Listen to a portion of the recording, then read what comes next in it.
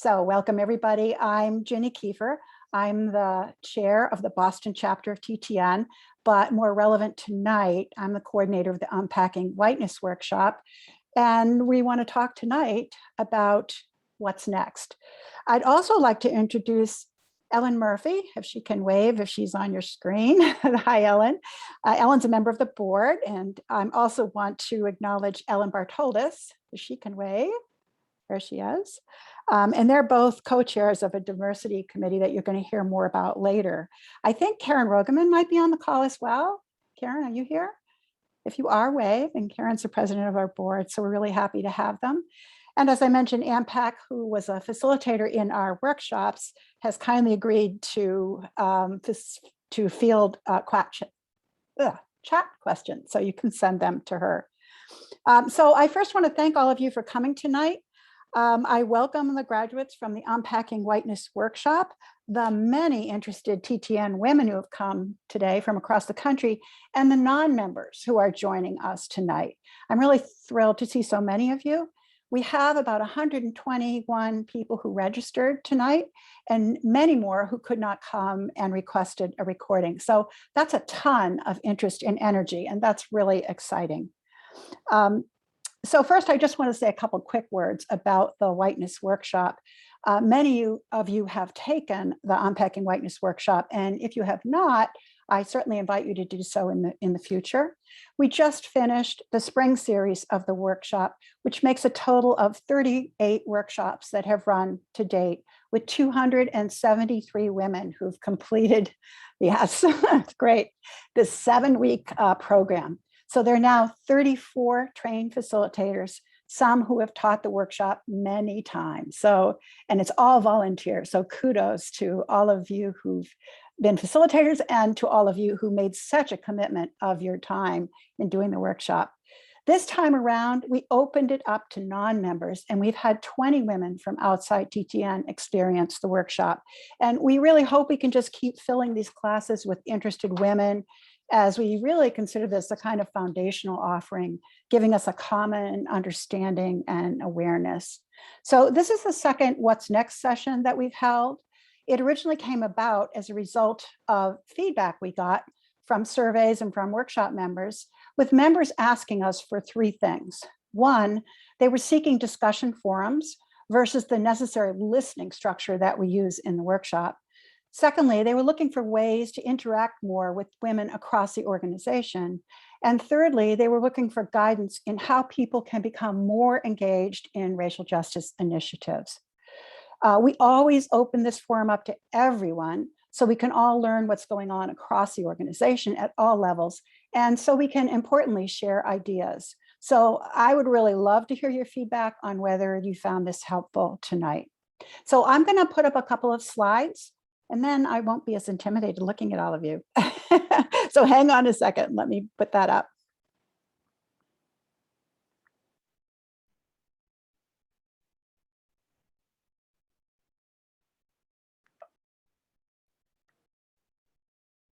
Okay, can everyone see that okay? Okay, good. All right. So let me get right into the goals. We really want to provide ideas for you on what you might do to continue your education and growth. And we also want to share some actions that you might take either individually or collectively with other women or anyone. We also want you to learn a little bit more about TTN's diversity and inclusion efforts at the leadership level, and to answer any questions, hear your comments, hear your thoughts, here's your ideas and suggestions.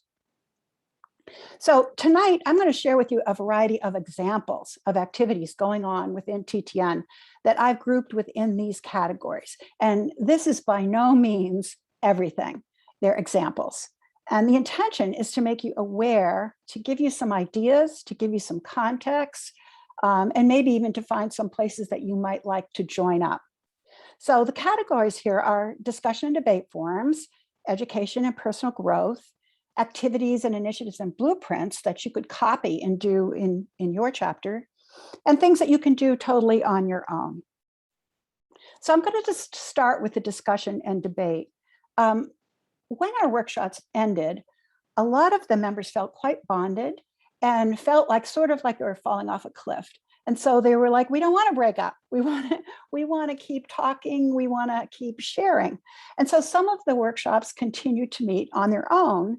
And that went on for a bit. A number of them ended. Some sustained for a while. And some of them have continued to go. So I've asked Elizabeth Meek, who is a member of one of the groups that has been going for quite some while, to share with us why that's been successful. What are some of the best practices of why they were able to continue and how they've adjusted over time?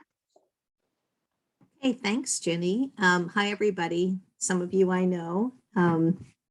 So hi to everybody. Do you want me to share my PowerPoint, Jenny, or should I just talk? Your call, whatever you like. All right, I'll just talk.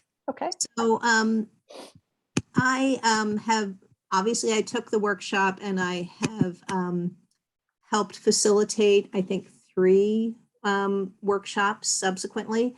The group that I helped facilitate that finished a year ago decided to continue on together. So 8 of the 10 of us decided that we wanted to continue to meet. So we've been meeting for like a year. In fact, we're meeting tomorrow.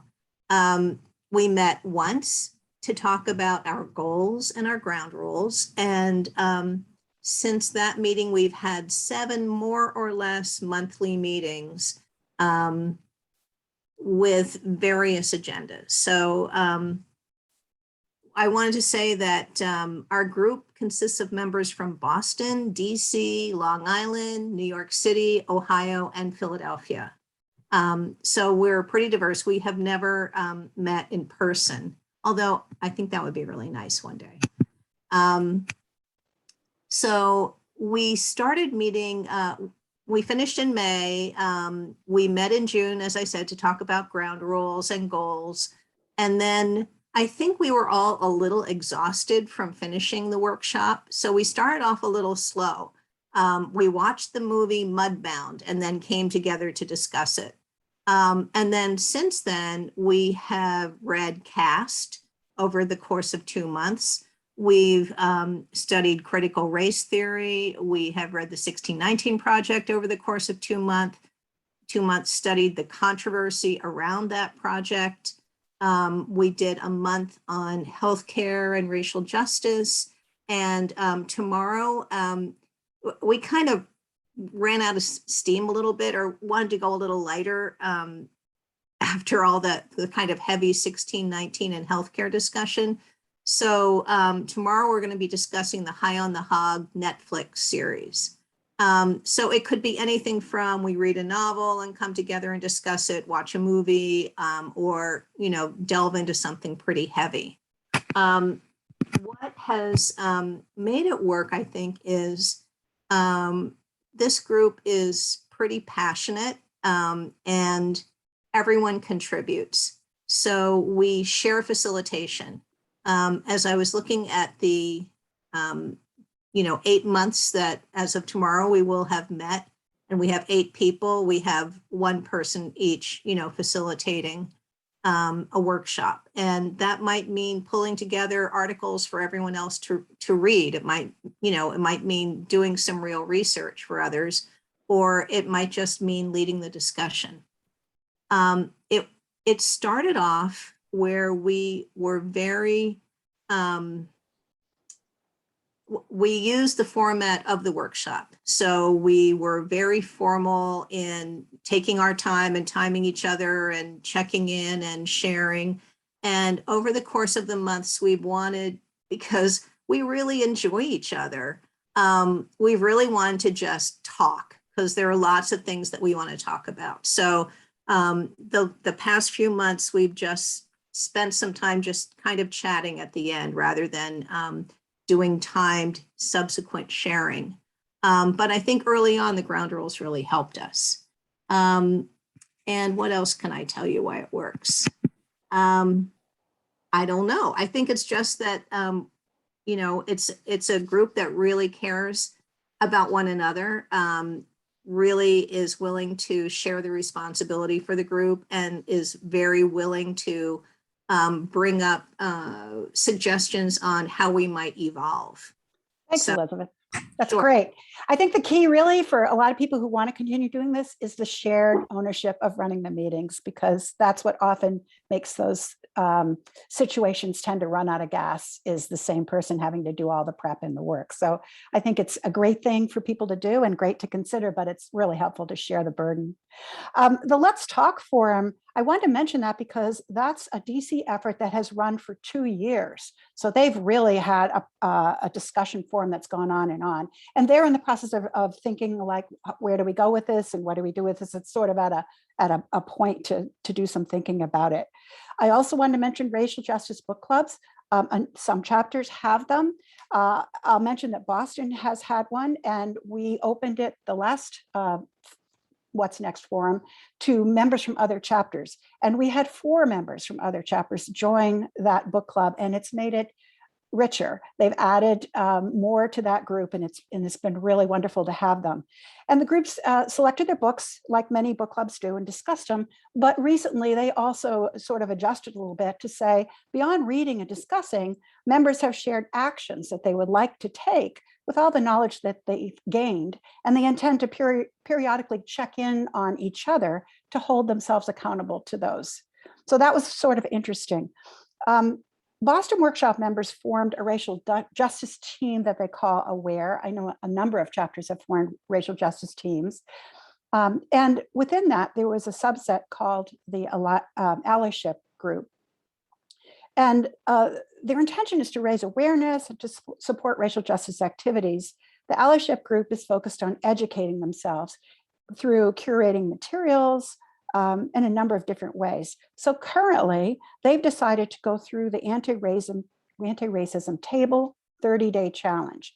And this is a free, self-paced study that's comprised of 30 lessons that flow in an intended sequence with teachings from leading experts in the field of anti-racism, social justice, African American history, culture, and the arts. It was founded by 2 women of color, Kristen and Lynn, who are the great-great-granddaughters of enslaved people from Alabama. It's really deep, it's really impactful, and they're doing it together. And so if any groups decided they wanted to do something like that, this is a great example. They've been doing it for quite a while, and they're on day 10 because there's an awful lot of information. By the way, the AWARE team would welcome members from other chapters if that was of interest to other people. Moving on into education and continued growth opportunities, you probably all know that many chapters offer speakers and different events and workshops. And I just want to mention to try to look at the ones that are in the purple color on the calendar.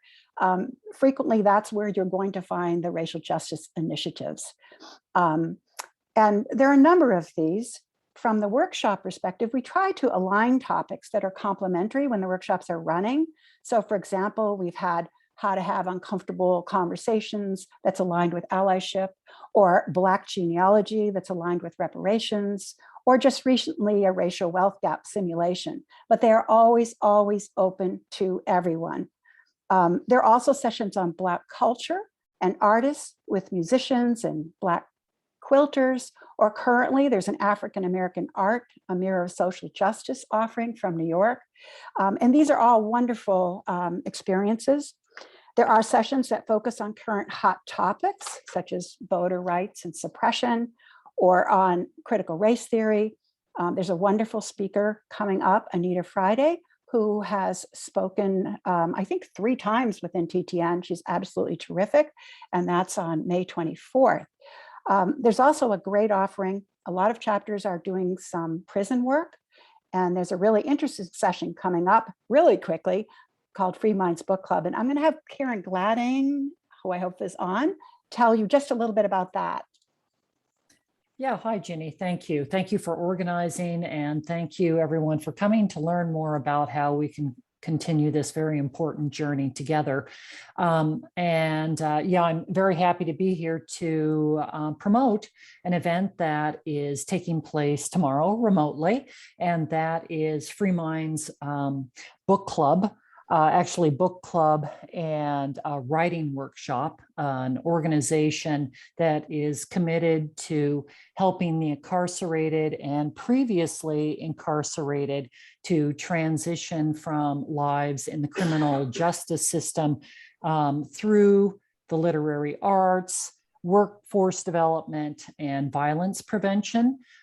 Tomorrow evening at 7 p.m., we will have representatives from the organization, but most importantly, poet ambassadors who are coming to tell us their personal stories and experiences from the criminal justice system, and to read poetry to us that they have written, that they are reading on behalf of those still in prison.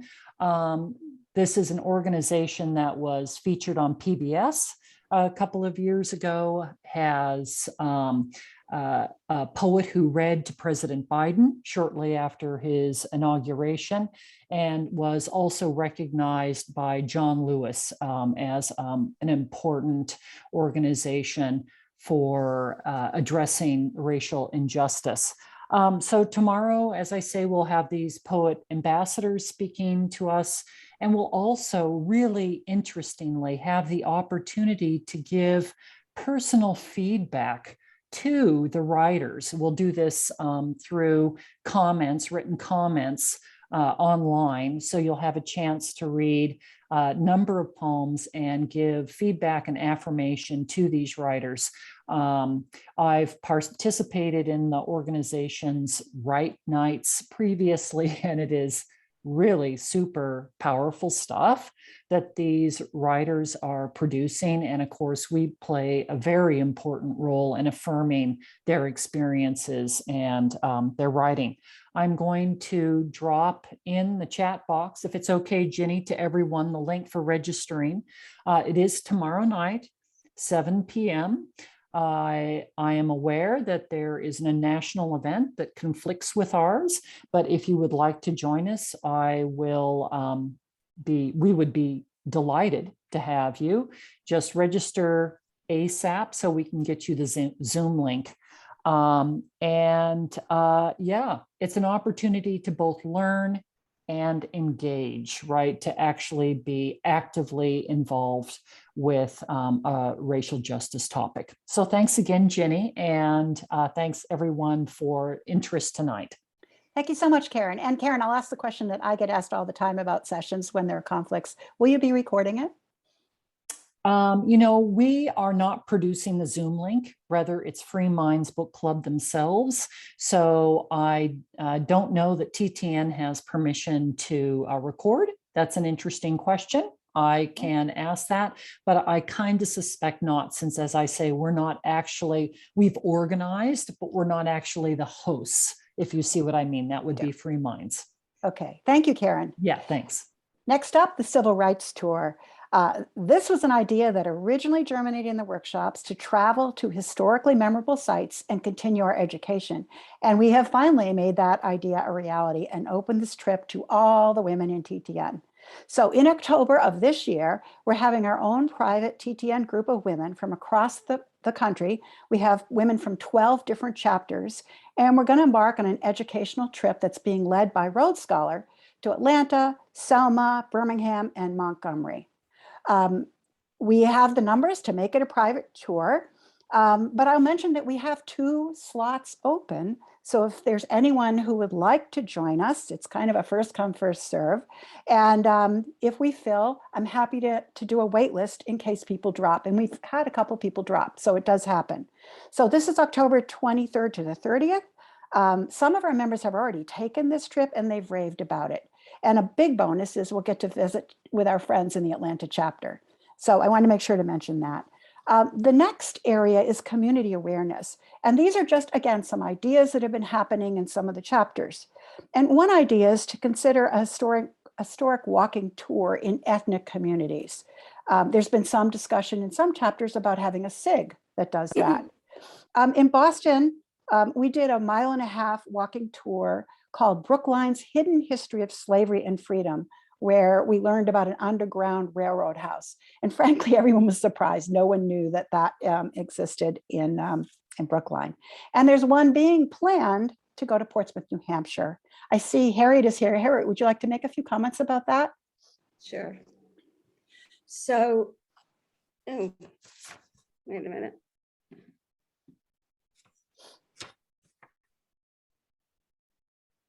Unmute myself. It's planned for June 22nd. We're going to go to Portsmouth for the Black Heritage Trail Tour. The tour is going to begin at 11:30. It's a 90-minute tour. That is a docent-run tour. And the tour showcases the stories of Black Americans who lived in New Hampshire by promoting awareness and appreciation of Black American history. After the tour, we're going to have lunch at a restaurant that's about 5 minutes away from the office of the Black Heritage Trail. If you can't make the tour, there is a documentary, and even if you can do the tour, that you might be interested in watching. It's called Shadows Fall North, and it's a 2-hour documentary that you can access to stream.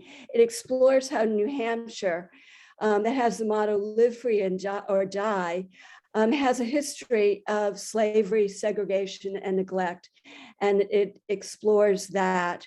In order to watch this documentary, you can, I can send you the link and a password. It is through the New Hampshire University of New Hampshire Center for Humanities. Previously, the documentary, I think, was available to stream maybe on Prime, but right now the only access is through the New Hampshire site that I mentioned. Thank you, Harriet. So I know a lot of people this is not an option to come on this tour, but I wanted you to hear this as an example because there are things like this all over. And it's kind of surprising some of the areas where you learn that the history of slavery. We're becoming more and more aware, and education and awareness is so really important. A couple of members have seen the documentary that Harriet has mentioned and said it's incredibly powerful.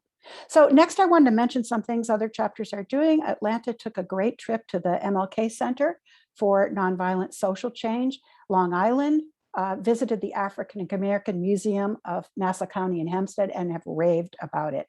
So looking into what's in your backyard, specifically focused on these, Black museums, slavery walking tours, historic walking tours in Black neighborhoods, all are very powerful ways to grow your knowledge and education. Oops. Okay. Continuing the education topic, our allyship group continually works on curating materials, events, podcasts, and posting them on a Boston Facebook. We also have a racial justice page with a list of speakers that anyone is welcome to look at. I think everybody knows, but in case you don't, a number of resources were collected and put onto the TTN website. You can find it in the TTN initiative section, and it's really worth taking a look at the huge variety of materials that have been gathered there.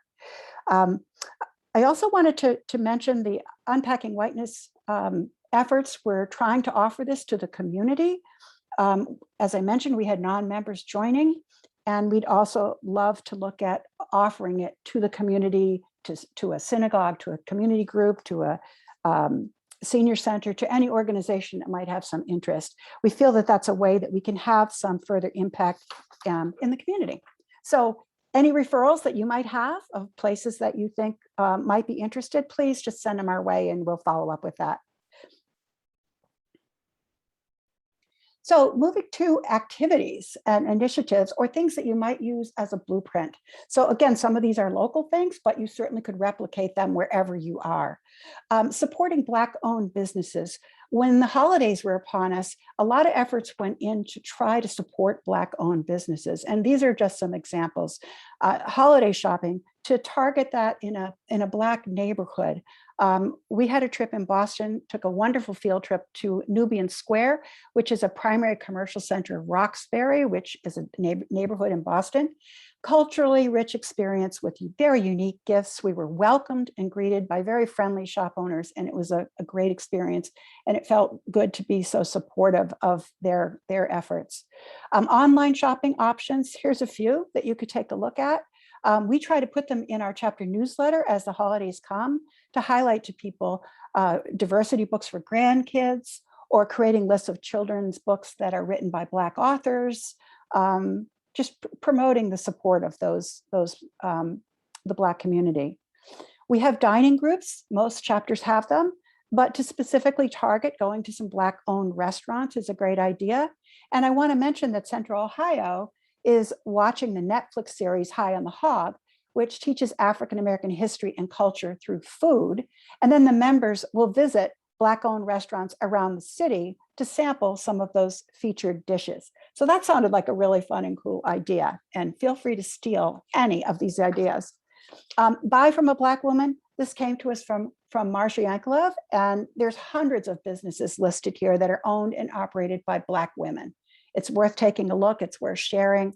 There was one woman that was featured, Ariel Young, who owns a copper and brass paper goods business, and her story is so powerful and compelling. It's worth taking a look at her video.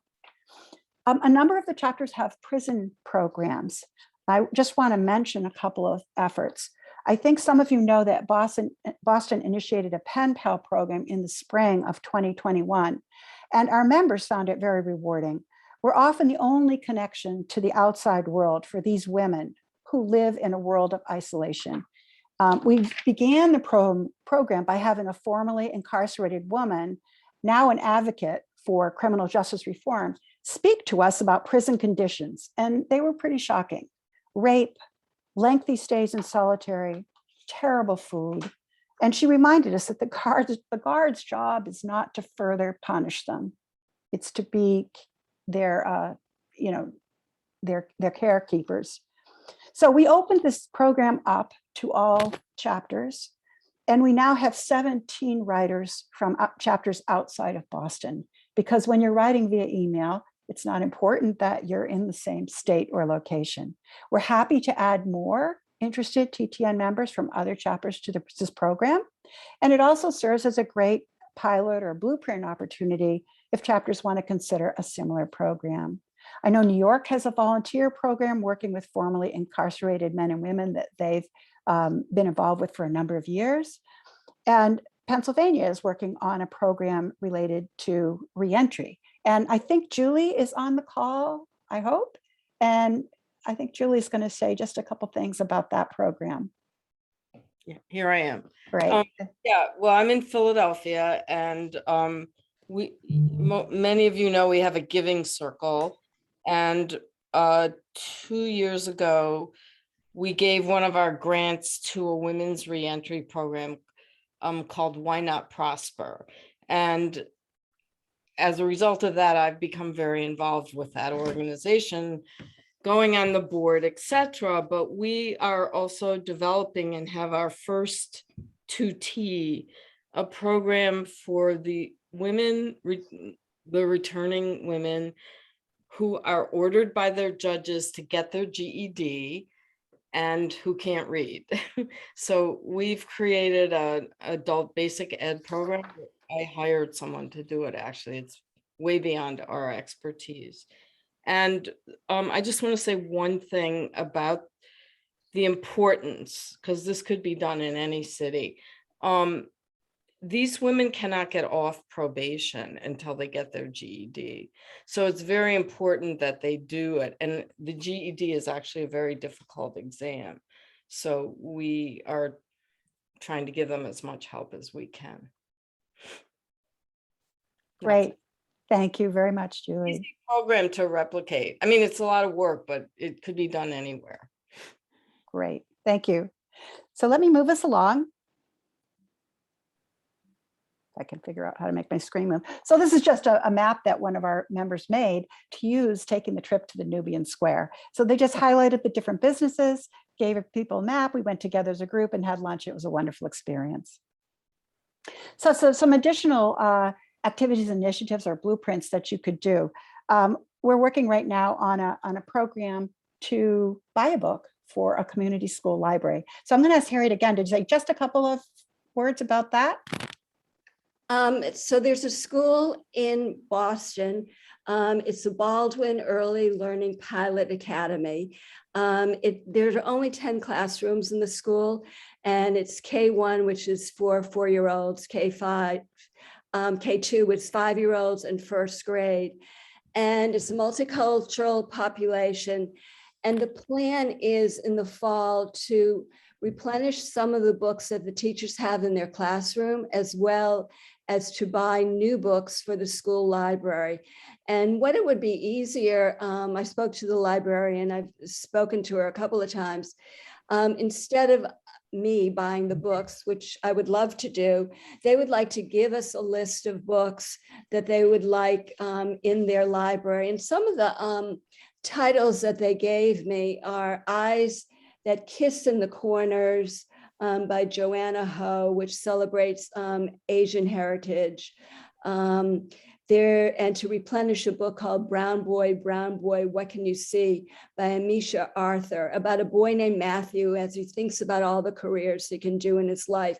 So it sort of goes along with expanding diversity with little kids and promoting a love of reading. Thank you, Harriet. Sure. So again, something that can be done anywhere. The next kind of category is philanthropy, holiday giving, volunteerism. And again, just a few examples. We chose an organization to support and volunteer with called Haley House that helps those that are vulnerable due to inequality. And the relationship is evolving. It was monetary, it was in-kind donations for the holiday. Currently, there's a drive underway to purchase a kitchen appliance for their soup kitchen and a planning to go visit their urban farm to take a tour of that and likely make some donations. Julie mentioned the Giving Circle in Pennsylvania. They've had a huge success. They've made a huge impact in the communities where needs are the greatest. And lastly, I want to mention a pretty exciting event coming up that is being called the State of Emerge Runway event. And I'm going to ask Donna Davis to tell you a little bit about that. Hi. Okay, why aren't I on the stuff? What's the matter? I'm not, am I on the screen? You were, but you just turned it. There you are. We can see you. Oh, okay. All right. Hello. I'm here to promote an event that I'm curating in June of 2023. The event is a runway gala fashion show called State of Emergency. It'll be outdoors in South Boston. The theme will be racial and environmental justice, with proceeds going to those important causes. Talented designers and models, many of whom represent Black, Indigenous, and people of color, and they'll come together to create fashions that tie into those themes. This outdoor event will include a stage and runway, music, lighting, models, food, cocktails, and much more. An online and in-person silent auction and art exhibit by international women called State of the Earth will call out environmental issues in their home countries. These causes are near and dear, as you've learned how significantly BIPOC communities have been impacted by injustice and the perils of climate change. Poverty, homelessness, lack of quality education and healthcare continue to prevent a significant number of people of color from experiencing the same quality of life many of us enjoy. Now, here's the promotion part. Since this is a major undertaking that we'll be working on for a year, much help of all kinds is needed, such as finding sponsors, finding items for silent auction, grant writing, marketing, promotion, logistical support, or just another pair of hands. If you're interested in helping in any way possible, please let Ginny know and she'll contact me. And if at all possible, join us in Boston because it's really going to be fun. Thank you, Donna.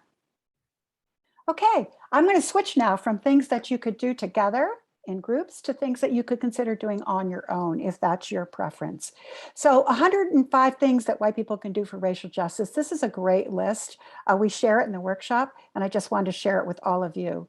It has a huge variety of things on it. You can sort of pick and choose what appeals to you.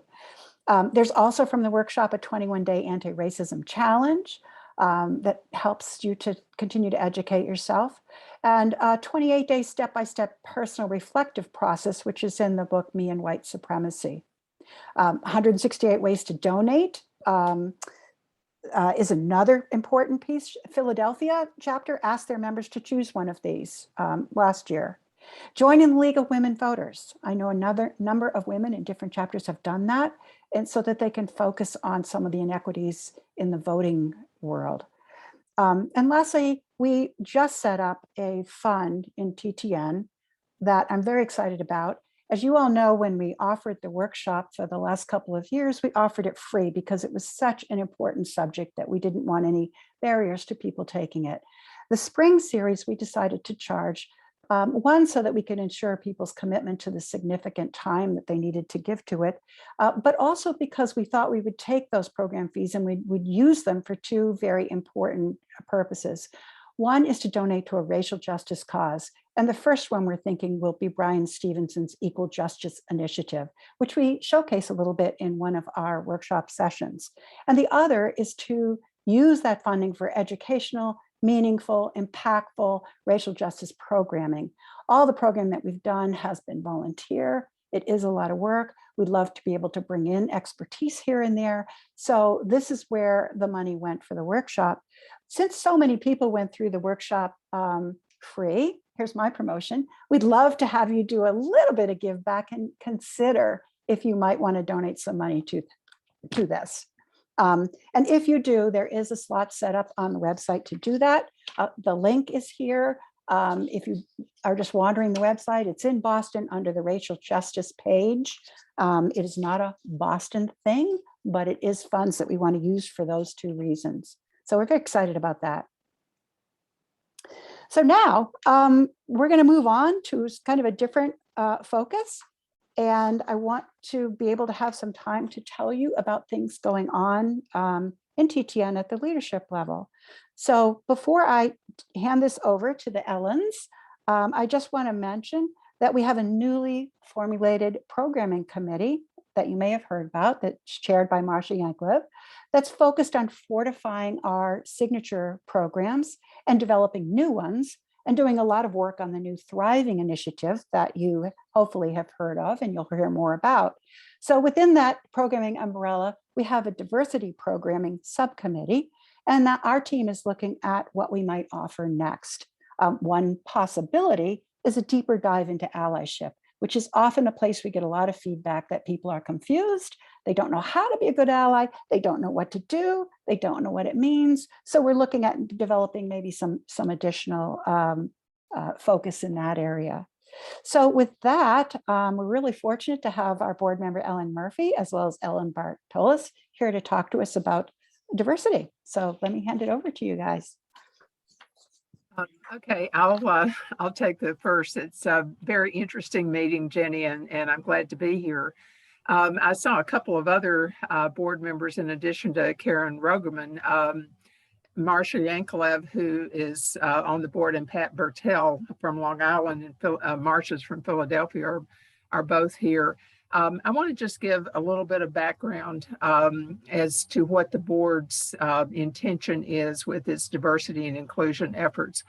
I've been a member of TTN in New York City for 17 years, and I've been on the chapter steering committee, and I've been on the board for the last 3 years.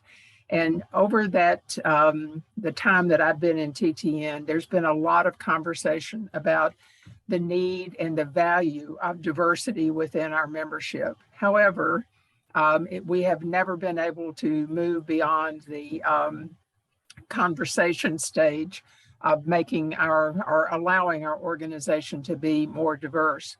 Last November, the board was able to have a in-person strategic planning session where we really got down and dirty and did a deep dive into why does TTN exist and what do we need to do in order to make our organization more open and welcoming to women, not only of different races, but different ethnicities, different orientations, different backgrounds, to have a truly much more diverse organization. And so we created a diversity and inclusion committee. We knew, of course, that the anti-racism task force had been operating for about 10 or 11 months by that time. So we asked Ellen Bartoldas, who is the co-chair of the task force, to join me in being of the co-chairs of the Diversity and Inclusion Committee. The TTN is a 20-year-old organization. It's a 501c3 organization. It has a board of directors that has responsibility for the actions, not only of the board, but of all the chapters. So what we're trying to do is to take our mission, which is to help women thrive across life transitions, and make that broad enough that we can include people of diverse races, colors, ethnicities, as I mentioned. So what we are working on is a strategy to help to put the awareness beyond the 273 women who have participated in the workshops, because we have nearly 3,000 members. So we have fewer than 10% of our members have participated in the awareness programs to date. And we want to find some ways to make this more broad-based, to sort of figure out what kind of leadership awareness training will be helpful in making us and allowing us to reach our goal. We have engaged some consultants, and we're going to have a meeting with them tomorrow to talk about what kinds of awareness training and other efforts we need to engage in order to help us become a more attractive organization for particularly women of color. One of the things that we did, and Ellen Bartoldas may be talking about this, so I don't want to give too much information, but we did a survey of the very few women of color who are members, or Black women who are members of our organization.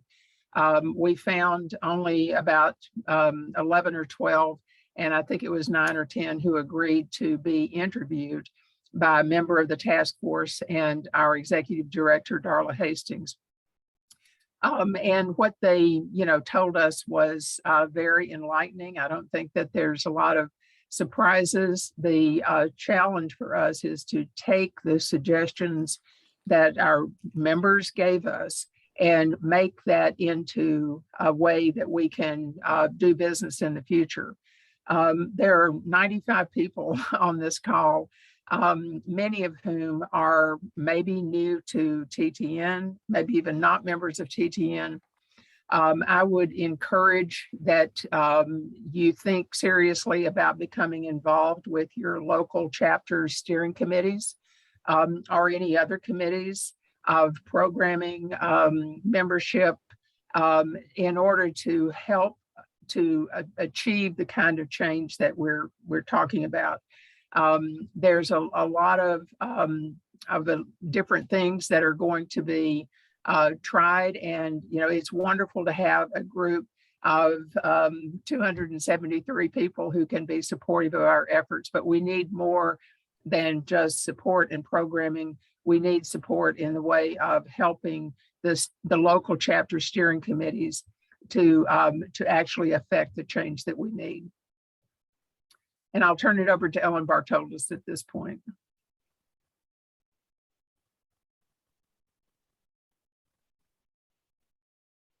We're known as the two TTN Ellens at this point.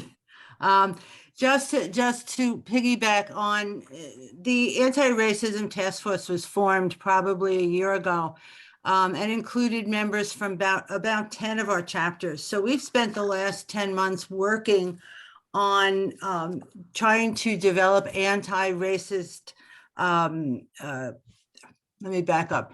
I guess to really try and work on that issue in terms of awareness and how that could spread out to the entire organization. And Ginny's done a great job, moving us forward with this. So as we formed the Diversity and Inclusion Committee, one of our goals was to speak to the few women of color, the few Black women in particular, who belong to TTN. Not that we felt that they could give us the answers, not that they could speak for everybody, but we wanted to get some sense about why they came to TTN. So as Ginny has put up, women of color said they enjoyed TTN, that it was a place where they could be with other professional women and enjoy the activities that were offered. Usually they felt they were the only Black woman in the room.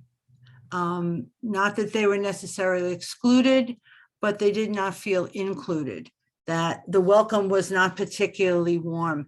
And I think one of the most important things that we heard, which is pretty obvious, is that events are always held in white neighborhoods.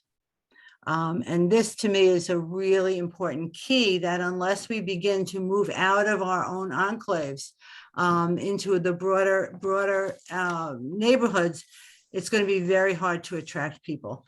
Interestingly enough, Zoom eliminated the stress not only of long travel, but it allowed people to be viewed equally, which I thought was a very, very interesting concept. So I think the Zoom probably helped bring us together a little bit, more. The women had ideas on what we can do and what we can do better. Photos of more Black women on the website and in social media. That again is that we need to bring more Black women into TTN to make that happen. To celebrate achievements of our Black members. Many of our Black members are highly educated and highly, great professional people. Let's highlight what they're doing. Co-sponsoring events with African-American organizations. There are many African-American organizations, women's groups out there that we could really work together with. Expand TTN's offering to include more African-American themes. Again, as we can become more diverse and more multicultural, it's time to really expand our thinking and do what they called good deeds in Black neighborhoods. There are many ways that we can contribute and become involved in both Black neighborhoods and multiracial neighborhoods. And finally, to reach out to Black members. Often, people feel isolated and not contacted. So these are some of the ideas that people had in terms of how we can build this into our diversity and inclusion committee. We know that this is a very long-term process. This is not going to happen overnight. But I think this is a great place for TTN to start its 21st anniversary. So we have a lot of work to do, and we hope that you'll all join us. Thank you so much. We wanted to deliberately leave some time at the end here for people who want to share anything they'd like to share, anything you'd like to see, any suggestions that you have, any important examples of things that we didn't mention. So I just going to open the floor here. I do want to say before people, if people need to leave, I want to let you know that the slides from this are available and I am recording it. So people can let me know if you would like that, and I can certainly send it out to you. So is there anything in our chat that we want to mention here? Ginny, Susan Van Doren had a very specific question. Susan? I'm going to put us back onto the full screen so we can see each other. I hope. I wanted to know if anybody in the New York area knows of a program that brings together young children of diverse backgrounds, well, ethnic backgrounds, to have them get to know each other, just so they are not strangers to each other. I was trying pre-COVID to find such a program, and there was something that might have been possible in Queens, but I'm just wondering if anybody has heard of any program like that. Any of our New York folks, you could raise your hand, but otherwise. Jenny? Yes. I don't know of a program, but for people who are in the New York City chapter, we're going to try to form a giving circle kind of along the lines of the Philadelphia Giving Circle that would focus on the needs of women and girls. So get in touch with me if you're interested in that. But that sounds like just the kind of organization that we would want to find and hopefully support. Terrific. And I will offer, if anyone wants to send questions to me, information they're looking for or questions that they have, I very willingly will be a traffic cop here to direct you to any person on here or anything that you heard about that you might have some interest in. So feel free to do that. Other comments, other chat comments or things we want to share? Someone mentions Operation Understanding used to do Jewish and Black programs for kids. I don't know that organization myself, but good sister organizations are Black sororities. They do a lot of events and a lot of good works. Operation Understanding is still in existence. It is great. Thank you. Good. Someone is asking how many members have good friends who are Black and brown. Not to put anybody on the spot, but do many of you? I did. I think until we get to know one another as individuals and get past being Black and brown and white, we're not going to make the progress we're hoping for. Yes, I think some groups have looked at trying to partner in volunteer efforts, working with other groups, African American groups, and making those connections and getting to know people. And that's a wonderful way to do that, I think. Any other things that people want to bring up while we're out here? Well, I just wanted to add one thing. It has to happen naturally. It can't be something where I need to have a Black friend kind of thing. There has to be an organic aspect to it. And that's something that the TTN might want to discuss, how to create a more organic approach to it. Thank you, Ruth. Other comments? Ginny, a number of people have asked whether there's a way to have a continuous source of information like the information you're providing here. Well, thank you for bringing that up, Anne. I will make one suggestion. I have an email distribution that I do to any of our graduates from the workshop, and I'm happy to add people who are just interested in the subject to that list. As we learn more about the new system, we'll probably find ways to incorporate it into there. But it's basically just highlighting different events, different speakers, different significant happenings.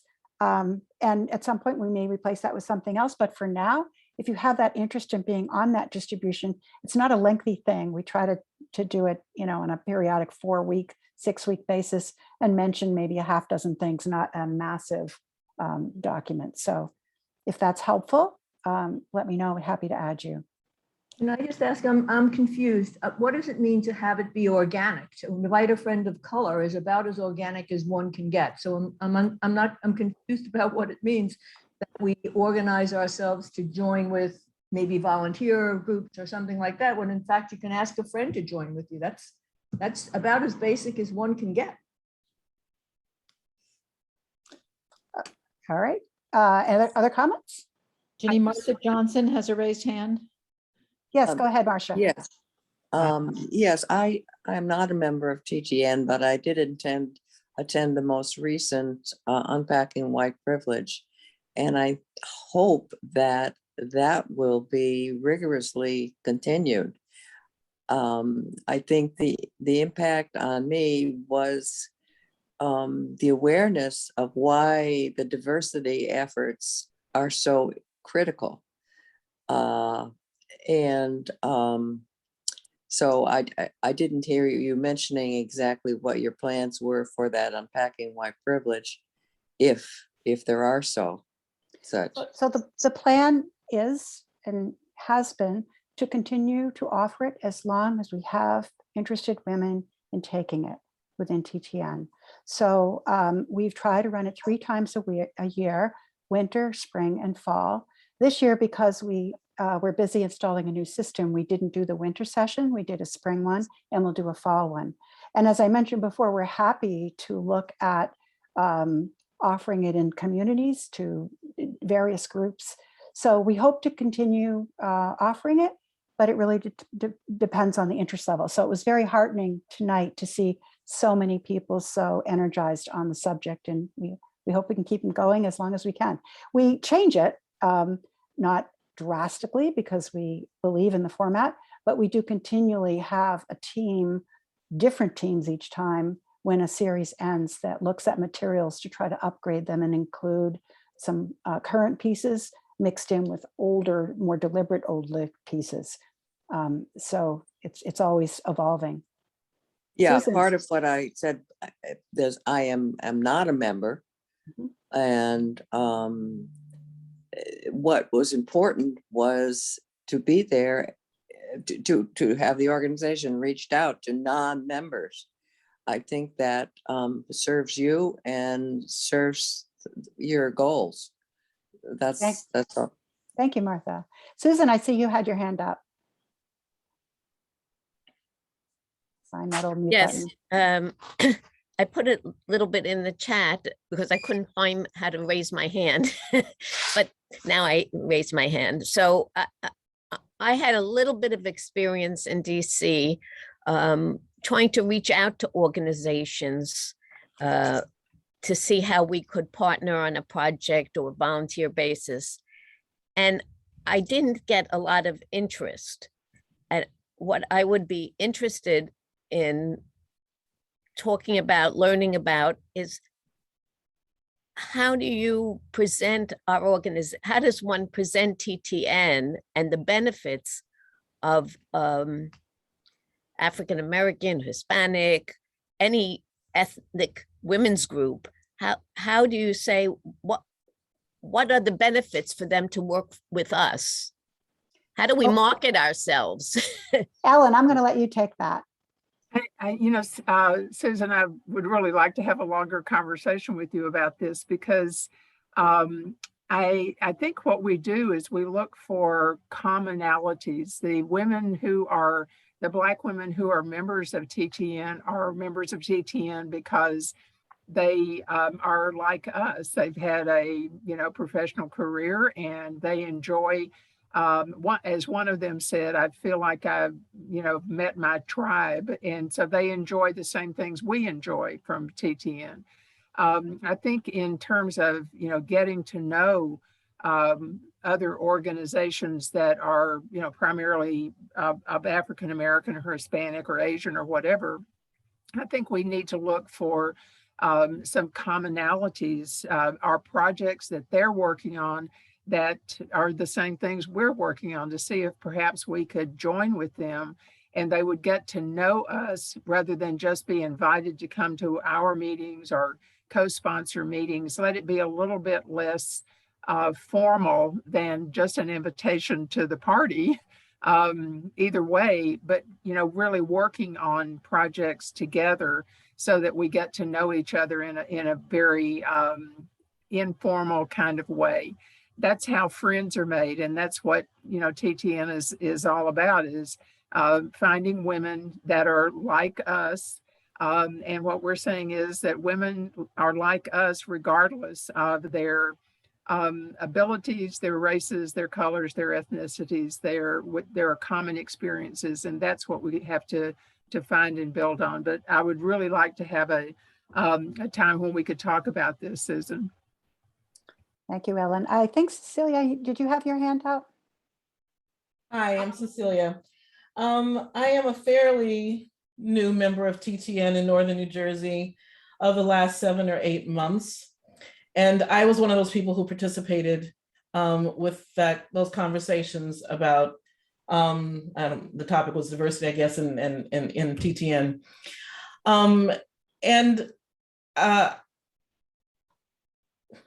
I think that there's several things that came up for me during the meeting, just sort of looking around visually. We're pretty aware that people of color, I don't know who, what your ethnic backgrounds are, but as a Black woman, I don't see anyone that I can tell, put it that way.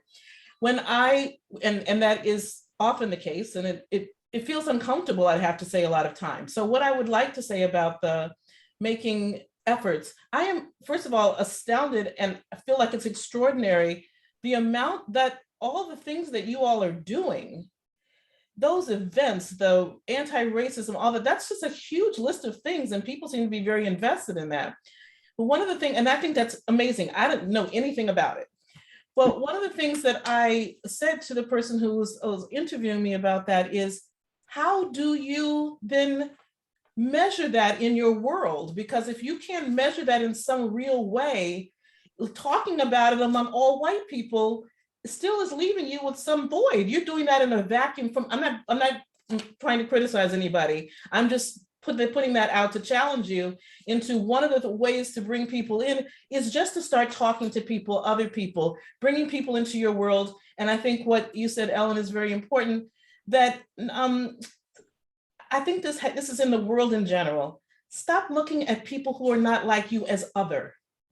There are so many people who are like you. We do the same things you do. We value the same. Not everybody does the same thing, but there are plenty of professional women out here. There are plenty of amazing women out here. It's an opportunity to meet somebody who is not like you. I think human nature, it brings us together. And what happens is we tend to, I think everybody does this, we tend to be with people who are like us. It's just easier. We go to the same schools, we go to the same churches if you go to church, or whatever your situation is. But your events are with people who you know, who look like you. And I don't think that makes you racist. It just makes you comfortable. It makes me comfortable. But the fact is, comfort, this isn't about comfort. If you really want to reach out to people, look for leaders in your community. Those Black-owned businesses that you talk about, go visit a Black-owned business and talk to the owner. And say, you know what, I think what you're doing here is amazing. We have this group of professional women. Would you be interested in coming? We'd love to have you. I mean, you just start talking. Whatever events you go to, there are cultural events that may not be what you're used to. So go to, like in Newark, there's a museum, and other places, there are museums, things that you like to do. You can just transfer that experience. And maybe you don't have to go just to an ethnic place to do it, but talk to people. We spend our energy a certain way. This is one way. If you want to make a difference and have people in here who are different and going to bring some more to this group, it's not going to be easy. It is not your first step. Otherwise, there would be more people in here. If it were that easy or comfortable for you, you would have done it already. So if you really care about it, I feel like you're going to have to make those inroads. You're going to have to talk to people who don't look like you. You're going to have to go up to somebody and just say, you know what, we're in this great group. I'm in this great group. I'd love to know if you're interested in joining. So that's I don't want to say too much. I get very worked up about it, but yeah. I think it's important. I would like to see more people like me here. Yeah. I enjoy it, but I'm very aware of some of the things that are, that feel uncomfortable too. That's awesome. Thank you for speaking up and speaking out. It was great comments. I'll see a few other hands. Louise, I think you've had your hands up for a bit. Well, good to see you. You're muted. Got it. Okay. Thank you. Hi, Jenny. Hi, everyone. I am very grateful to the Transition Network. I just completed a recent Unpacking Whiteness, and I have actually, a good body of work in anti-racism and racial justice, and I learned a lot, and it was really powerful for me. And so I want to thank the Transition Network, and I'm not a member. And I want to say that I'm just going to be really frank. When I look at the website, it doesn't make me want to join, because I guess I don't really like the identity of myself solely as like a white woman who's transitioning from, you know, like getting older. I've just got my issues. But I think I would be really motivated to join if the transition network were about a group of women who have a body of work behind them. They are stepping into a new part of their lives, and that this work is a stated purpose. I think because this is a transition in our personal lives, but it's a transition in our society. And I think there's a beautiful way to meld these two things. And one of the things that, while I think Cecilia's ideas about, you know, using all of the things that Jenny have laid out, Black neighborhood, Black historic tours, and getting more involved with Black businesses and other organizations, that's a great outreach thing.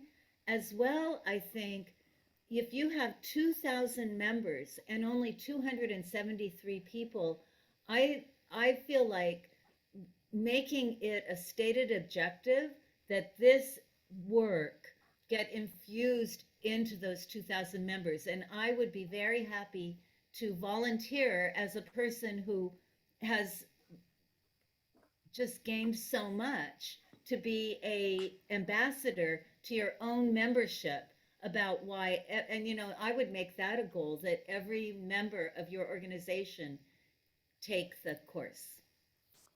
Thank you, Louise. Jackie, did you want to make some comments? Yes, okay. So I also want to thank you for offering the workshop. I also thought it was a great educational experience, very powerful. I actually went with my synagogue to on the civil rights journey, and it was over 4 days. I highly recommend it, and I think maybe my synagogue might be interested in this. We're a Reform Jewish synagogue on the Upper West Side of Manhattan.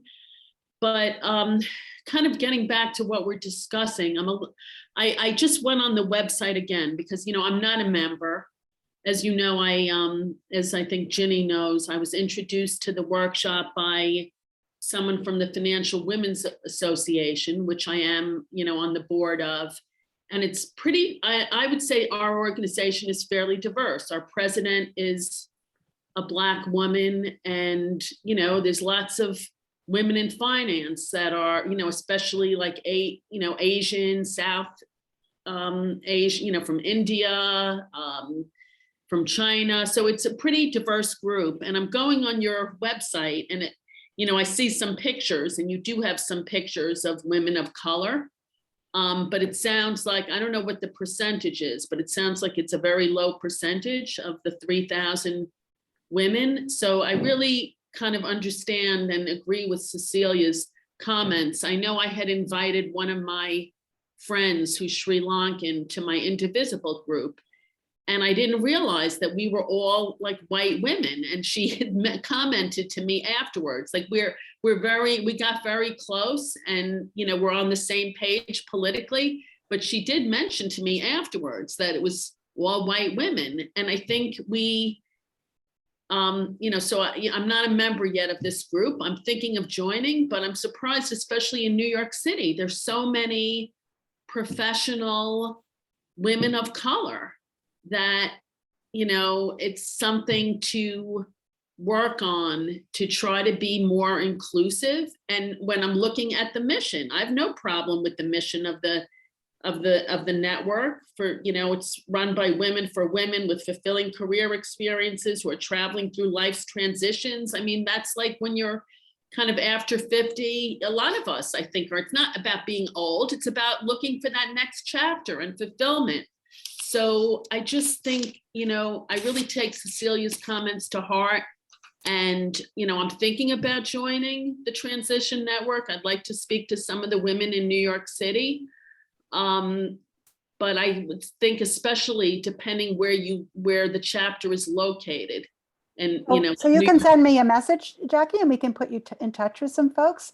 Okay. And I appreciate your comments. And I guess I would say we're listening. People are listening now, and efforts are underway, as you heard tonight, to kind of turn the tanker and make those efforts. I know members have said to me that they joined our chapter because of the investment we were making in diversity training.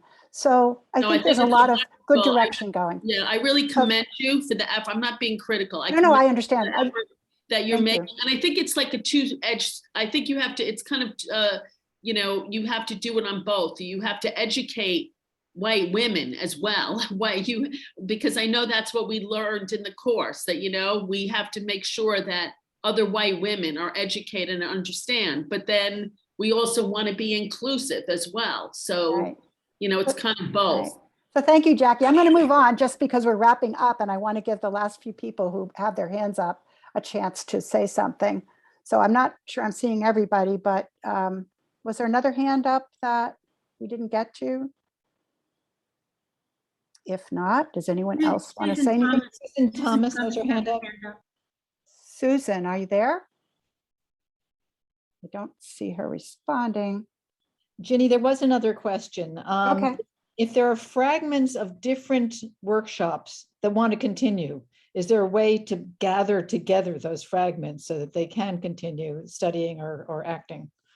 So I'm not sure what you mean by fragments, but If if there it are were, several people in many different workshops that want to continue, but the whole workshop doesn't want to continue. Is yeah, there- I mean, what we've said is any workshop group can do what they choose to do. We're sort of not saying that facilitators are going to continue running them. We're saying that the example that Elizabeth gave and what DC did is that those people can come together and create the type of discussion or forum that they choose. And we welcome that. If people are looking for ways to connect, then they can contact me and I can provide them, make the connection for them with other members. I hope that answers that question. I think so. Okay. Anybody else? Anyone else have anything at all that they want to share? Yeah, this is Susan Thomas, and I'm sorry, I was on mute before, and now I'm speaking, but a couple things. Somebody mentioned Operation Understanding, and that was actually started by the American Jewish Committee in Philadelphia, and I've been a board member there for quite some time. And one reason I like the organization, the whole premise is intergroup relations. So we work on projects with the Black community, the Latino community, the Asian community, the Bucks County Christian Coalition, on and on and on. And I think that's really the best way to understand and get involved with other people. So, you know, I'd be happy to share some of what we do with folks. And then the other thing I wanted to mention is let other people tell you what they're thinking. You know, I didn't grow up in an entirely white world, so my background's a little different. And what I find is that not everybody from a particular ethnic group is the same as everybody else. You know, when all of this work started in spring of 2020, some of the African Americans who I've known forever, because they were my neighbors growing up or people I went to school with, not everybody feels the same way. And I think the best way to show respect is to let people tell you how they feel about it, you know, rather than just making assumptions. So those are my two. Thank you, Susan. Pearls of wisdom, yeah. And I really also think everything that you've been doing in terms of education has been very good. Discussion is very good, but it really helps to get together with other groups. And I know I do a couple of different things. One, I still do some consulting. The other is volunteering, where I'm working primarily with African Americans. And it's just very rewarding, you know, when you can have tangible results. Thank you so much, Susan, for your comments. So I think we're again, I don't want to keep you longer, so I'm going to start wrapping up. Susan Hargrave, you have your hand up. Go ahead. Hi, yes, I hope this isn't an inappropriate comment. I know as a nonprofit, we're not allowed to really engage in politics, but I just wanted to mention that everybody should be sure to vote in the midterm elections and educate yourself about the candidates and maybe even help some of them in whatever way you can, because there's a wide range of candidates out there and it will definitely have an impact on racial justice in our country if the right or wrong people get elected. Thank you. Good comment. Now more than ever, it's really important that everyone vote and vote smartly and be sure they're educated. So it's a good comment. And last call? I don't see any other hands, so I'm going to stop here and really, really thank you all for taking the time tonight to come, to listen, to share your views. Please reach out. Please send me anything. And again, I will traffic cop it to other folks and make whatever connections or pass information along. We hope that you all continue to be interested, engaged, and motivated in the subject. And lots more to come. There's a lot of good work going on, but we need everybody's help with it. So with that, I'm going to bid you good night and thank you again. Thank you, everyone. Thank you, Jenny. Thank you. Thanks, Jenny. Thank You're you. welcome. Yeah.